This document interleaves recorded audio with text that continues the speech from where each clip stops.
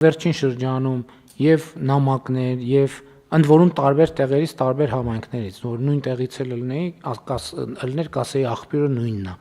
բայց տարբեր խողովակներով, տարբեր համայնքներից այսօրվա նախորդող շրջանի մասին ազդակներ եմ ստանում, ուստեղ պետքա շատ լուրջ զբաղվել, որովհետեւ ուստեղ պետքա նաեւ մեխանիզմներ բանանել, մտածել, եթե հնարավոր է օրենսդրական, որ եթե հնարավոր է հետին թվով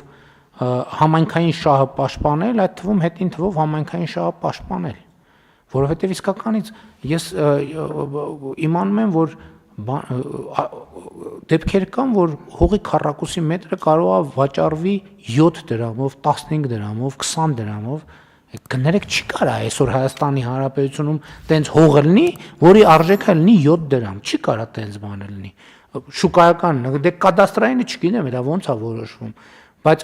հետո դա իմանում ենք, երբ որ այդ հողերը շատ արագ հայտնվում են արդեն հանրամատչելի հրապարակային դաշտում այդ գնից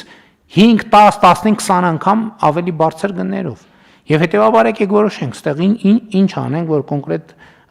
գործողություն տեղի ունենա